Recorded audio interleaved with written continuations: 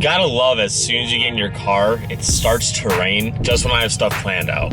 What is going on, guys? So today we are getting our oil changed. We just hit 17,000 miles, kind of, we're a little bit past that. And we're a little bit behind on an oil change. I like to get mine done maybe every 3,000 miles just to be a little bit on the safer side with cleaning the oil and making sure everything runs smoothly. This car does use full synthetic, so it can last a little bit longer. But first and foremost, we need to get gas because we only have 13 miles left. We have a gas station literally like 2 blocks from my apartment, but their gas is so expensive there. And in Florida, you don't want to spend all that money on gas because everything is like, all the gas is cheaper down here. So spending $3.20 on gas versus $2.90, that makes a big difference. So you always see the memes of people saying like, oh, there's a car show and Chargers and Challengers are just like boats. And I think those are pretty funny. But this car is like a lot smaller than people tend to realize it is. So when I see a Challenger or a Charger parked next to me, like my car just looks absolutely tiny and the boat memes really come to life then. Parking next to like normal cars in this car always cracks me up because this car is low and it's just a tiny car in general. Just what I was talking about, the Chargers. There's a Hellcat right next to me.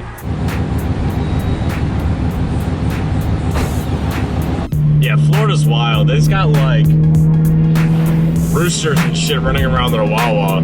It's getting gas, this thing's getting rowdy. They're starting to like cock-a-doodle, yee-honk, do whatever they do. It's crazy, man. I thought I found a shortcut to the road I was trying to get to, but now I'm completely lost.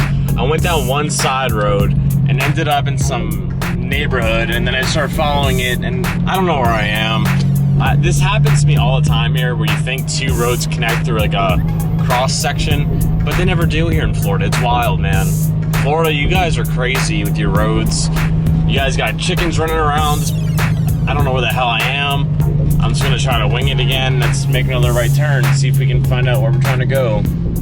That neighborhood I just drove through was a really nice neighborhood, right? Nice looking houses, they all had big garages, perfect for a car person. The neighborhood just seemed too quiet, and I'm thinking like, I'm just driving around here just trying to find my way, and I'm probably being so loud and obnoxious to what they're used to because they all had like nicer cars and not things that were loud.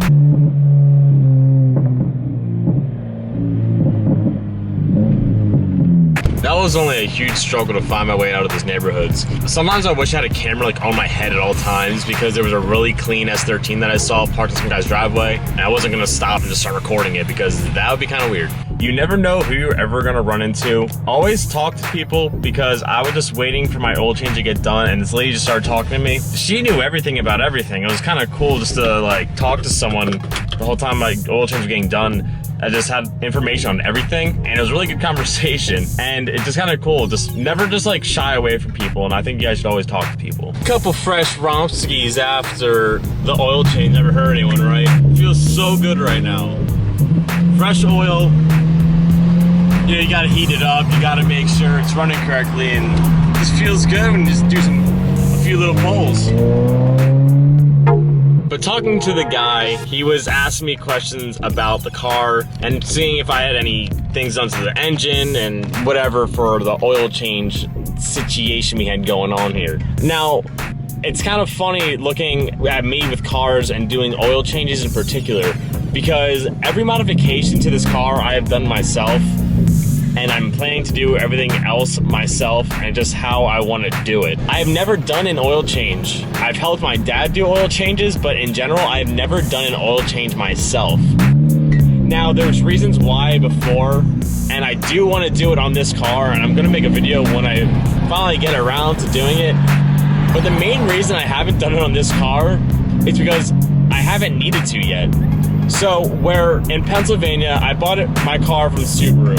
Obviously, it's a Subaru. I ordered it, and there's a whole process when I ordered the car.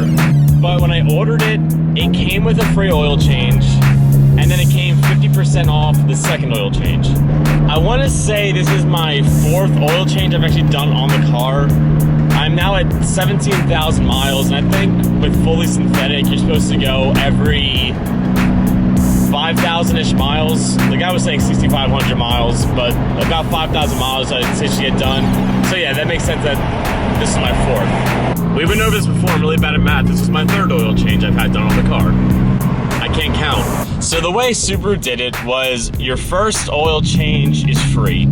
So I got the car and I think I ran it for about 3,000 miles before I got my oil changed the first time. Second time they did a deal, it was like 50% off.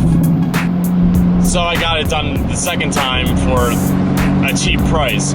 This is my first time spending full price on an oil change. But the main reason I didn't do it myself is because of where I live and the space. I want to do it myself because it does save some money, which is always a good thing, especially in my situation where money is always kind of tight for me at the moment. But I just didn't have the space to do it here. Where I park, I'm on a slant. Parking on a slant doesn't really work for oil changes, and if I bought an oil can to put the old oil in, I would have to throw it out regardless because I don't have room in this car to take it back home with me when I move home. I don't get it. What does this mean, Mustang? What does that mean? I think my caffeine addiction is starting to get a little bit worse because now I feel like around like 3, 4 o'clock, I always find myself needing more coffee because I start getting all like sluggish and my head starts hurting. Your boy needs some Dunkin' right now, so we're gonna stop at Dunkin' to get that fill up. If you don't look back at your car every time you park it, you bought the wrong car.